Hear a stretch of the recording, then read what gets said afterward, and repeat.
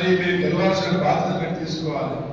అదేవిధంగా ఈరోజు రేషన్ కార్డులు ఈ జిల్లాలో మన నియోజకవర్గంలో మరిపడ మన మండలానికి మొత్తం నియోజకవర్గంలో మరి ఇస్తూనే మరిపడకు ఇప్పుడు ఎగ్జిస్టింగ్ 22,000 కార్డులు ఉంటే ఇక్కడ జనాభా 70,000 జనాభాకు 22,000 రేషన్ కార్డులు ఉన్నాయి, ఎగ్జిస్టింగ్ ఉన్నాయి.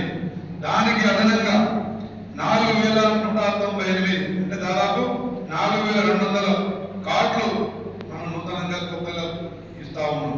అందులో దాదాపు 1,790 కార్డులు మరి నూతనంగా ఇస్తున్నాం.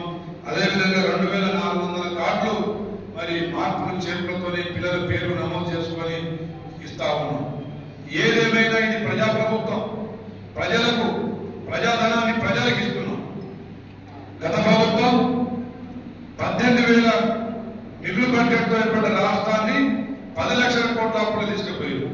ఆ అప్పు చేసిన సొమ్మంతా ఏం చేసిన ప్రజలకు ఏమన్నా కొత్త రేషన్ కార్డు ఇచ్చినా, అక్కలు ఏ ఊళ్ళో ఇచ్చినా, ఎక్కడైనా ఇండ్లు ఇచ్చినా, డబుల్ బెడ్రూమ్ ఇల్లు ఇచ్చినా, ఎక్కడైనా కొత్తగా పెన్షన్ కార్డులు ఇచ్చినా, మరి ఏది ఇవ్వకుండానే 10 లక్షల కోట్ల అప్పు చేసినంటే మరి ఒక్కసారి ఆలోచించండి. ఈ రోజు మనం అప్పు చేయలే, ఈ రోజు ప్రజల మీద ఎలాంటి రేట్లు పెంచలే, ఎలాంటి రుసుములు వేయలే, మరి ఏది ఇవ్వకుండా ప్రజాధనాన్ని ప్రజలకు పంచే కార్యక్రమం మనం చేస్తున్నాం. వాళ్ళేమో ప్రజాధనాన్ని కొల్లగొట్టి 5-6 టీవీ ఛానళ్లు 2-3 పేపర్లు పెట్టుకున్నారు, ఒక్కొక్కరు 3-3 ఫార్మర్లు కట్టుకున్నారు. మరి రూపాయలు రైతుల ఖాతాలో పడి రుణవిముక్తి చేస్తున్నారు. అదేవిధంగా 25,000 మందికి రైతు భరోసా పడి 25 కోట్లతోని మరి 25 కోట్లతోని 25,61 లక్షలతోని రైతు భరోసా కార్యక్రమాన్ని తీసుకున్నాం. అదేవిధంగా రైతు బోనస్, సన్నాలు పండించిన ప్రతి రైతుకి కింటాకు 5,000 చొప్పున బోనస్ ఇస్తూ దాదాపు 5,40 లక్షల రూపాయలు మరి బోనస్ రైతుల ఖాతాల్లో వేసినాం. అదేవిధంగా ఇందిరమ్మ ఇండ్లు ఈ మండలానికి 860 ఇండ్లు, మున్సిపాలిటీలో 232, అదేవిధంగా 636 ఇండ్లు మరిపడ గ్రామీణ ప్రాంతాలు. మొత్తంగా 860 ఇండ్లకు గాను దాదాపు 43 కోట్ల రూపాయలు ఇందిరమ్మ ఇండ్లకు కేటాయించాం. ఒక్కసారి లెక్క రాసుకోండి, 43 కోట్లు ఇందిరమ్మ ఇండ్లకు, రైతు రుణమాఫీకి 51 కోట్లు, అదేవిధంగా రైతు భరోసాకు 25 కోట్లు, రైతు బోనస్ కి 5.5 కోట్లు, మరి దాదాపుగా మరి అక్కడనే దాదాపు 80-90 కోట్లు ఈ మండలానికి ప్రభుత్వ పరంగా సాయం అవుతా ఉంది. అదేవిధంగా ఈ మండలంలో కరెంటు ప్రత్యేక రాష్ట్రం కోరుకున్నది మన నీళ్లు, మన నిధులు, మన నియామకాలు, మన ఉద్యోగాలు. తెలంగాణ నుండి ఆంధ్ర వాళ్ళను పంపించేస్తే లక్షలాది ఉద్యోగాలు, మరి కోట్లాది మన ఆదాయం, మన గోదావరి కృష్ణ నీళ్లు అన్ని మనకే వస్తాయని చెప్పేసి విద్యార్థులు, ఉద్యోగ సంఘాలు, ఉద్యమ నాయకులు, కుల సంఘాలు అన్ని మరి ఏకమై పోరాడితే వచ్చిన తెలంగాణ, సోనియా గాంధీ గారు ఇచ్చిన తెలంగాణ మరి బంగారు తెలంగాణగా మారుతా అని చెప్పి, బంగారు తెలంగాణ కాదు కదా, అప్పుల తెలంగాణగా మార్చింది. దాదాపు 8.5 లక్షల కోట్ల అప్పు, 1,00,000 కోట్ల పెండింగ్ బిల్లు, దాదాపు 10 లక్షల దాకా రాష్ట్రాన్ని అప్పులో పెట్టి ఒక నిరుద్యోగ తెలంగాణ, అదేవిధంగా ఒక నిరంకుశ తెలంగాణ, ఒక ఆత్మహత్యల తెలంగాణగా మార్చిపోయింది. మరి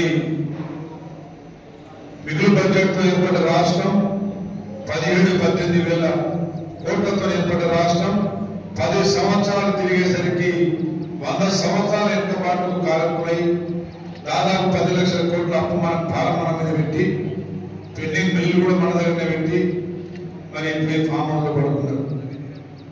అయినా కానీ ప్రజల మీద కొత్తగా ఏ భారం వేయకుండా, ప్రజల మీద ఎలాంటి రుసుములు వేయకుండా, ప్రజా ఆస్తుల్ని అమ్మకుండా, కొత్తగా ఎలాంటి అప్పులు సృష్టించకుండా, ప్రజాధనాన్ని ప్రభుత్వం నెలసరి వచ్చే ఆదాయాన్ని మరి నెల మొదటి వడ్డీ లేని రుణాలు ఇప్పటికే 200 కోట్ల రుణాలు మరి మహిళలకు అందించడం జరిగింది. మహిళల ద్వారానే ఆర్టీసీ బస్సు నిర్వహణ చేయాలని చెప్పి 1000 బస్సులు కొనడం జరిగింది. భవిష్యత్తులో రైస్ మిల్లులు, గోడౌన్లు, పెట్రోల్ బంకులు, సోలార్ పవర్ ప్రాజెక్టు నిర్వహించే కార్యక్రమం కూడా మా మహిళల ద్వారానే జరుగుతుందని చెప్పి తెలియజేస్తాం. అదేవిధంగా ఇటు విద్య, అటు వైద్యం, ఉపాధి, ఉద్యోగ అవకాశాలు, రైతాంగాన్ని ఆదుకునే దాంట్లో, ఉద్యోగస్తులను ఆదుకునే దాంట్లో ఈ ప్రభుత్వం విజయవంతంగా ముందుకు పోతా ఉంది. ప్రతి సంక్షేమ ఫలాలు పేదవారికి అందించే కార్యక్రమం ఈ రాష్ట్రంలో చేస్తూ ఉంది. ప్రతి పేరింటికి రేషన్ కార్డు ఇవ్వాలని చెప్పి ఈ జిల్లా మహబూబాబాద్ జిల్లాలో ఇప్పటికే 2 లక్షల రేషన్ కార్డు ఉంటే ఈ రోజు మనం నూతనంగా రాష్ట్రమంతా 5 లక్షలు కేటాయిస్తే మహబూబాబాద్ జిల్లాకే 50,000 మరి రేషన్ కార్డులు ఈరోజు నూతనంగా ఇవ్వబోతున్నాం. అదేవిధంగా మిత్రులారా, రేషన్ కార్డు పొందిన, అంత్యోదయ కార్డు ఉన్న ప్రతి ఒక్కరికి నెలకు 35 కేజీల చొప్పున సన్న బియ్యాన్ని ఇస్తూ ప్రతి పేద బిడ్డ సన్న బియ్యాన్ని తినే అదృష్టాన్ని మన ముఖ్యమంత్రి వర్యులు, మన ప్రభుత్వం మరి ఇవ్వడం జరుగుతూ ఉంది.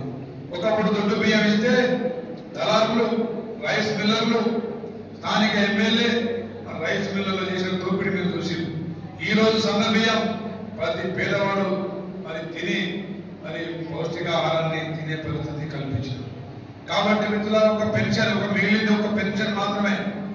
ఆ పెన్షన్ కూడా వచ్చే బడ్జెట్ సమావేశాల తర్వాత అవి కూడా తప్పకుండా ఇవ్వబోతామని చెప్పి తెలియజేస్తా ఉన్నారు. పెన్షన్లు ఒకటి తప్ప మిగతా ప్రతి హామీని నిలబెట్టుకోవడానికి ప్రభుత్వం ముందుకు పోతా ఉంది. ఇచ్చిన హామీలు కొన్ని కిందికి చేరిన తర్వాత మిగిలిన హామీలు, పెన్షన్లు కూడా ఇచ్చే కార్యక్రమం కూడా భవిష్యత్తులో తీసుకుంటామని చెప్పి తెలియజేస్తాం. మా ఆడపడుతులందరికీ విజ్ఞప్తి, ఎవరికైనా ఇల్లు రాకపోతే భయపడకండి. ఇంకెవరికైనా రేషన్ కార్డు రాకపోతే ఆందోళన చెందకండి. రేషన్ కార్డు, ఇందిరమ్మ ఇల్లు అనేది నిరంతర ప్రక్రియ. ఇది మీ పక్కన వారు కావచ్చు, మీ బంధువులు కావచ్చు, ఎవరికైనా రాకపోతే వస్తుందని చెప్పి భరోసా చెప్పండి. మీరు ఆన్లైన్ లో ఎనీ టైం అప్లై చేసుకోండి. మీ స్థితిగతులు, మీ ప్రజాపాలన అప్లికేషన్ లో ఇచ్చిన ఇన్ఫర్మేషన్ ఆధారంగా మీకు మరి రేషన్ కార్డు ఇచ్చే చర్యలు ఎంఆర్ఓ గారు తీసుకుంటారు. అదేవిధంగా రాష్ట్రంలో ఉన్న భూ సమస్యలు పరిష్కారం చేయడానికి భూభారతి యాప్ తెచ్చి, గతంలో కలెక్టర్ దగ్గర పోతే ఎంఆర్ఓ అనేది, ఎంఆర్ఓ దగ్గర పోతే కలెక్టర్ అని చెప్పేది. ఈ రోజు గ్రామ సభలు నిర్వహించి గ్రామాలనే మీకు భూభారతి, భూ సమస్యలు పరిష్కారం అయ్యే విధంగా మరి గ్రామ సదస్సు నిర్వహించి ఆ అప్లికేషన్లన్నీ క్లియర్ చేసే పనిలో ఈ రోజు యంత్రాంగం ఎంఆర్ఓ గారికి, ఎంఆర్ఓలకే ఆ హక్కులు, సర్వ హక్కులు కల్పించి భూ సమస్యలు పరిష్కారం చేసే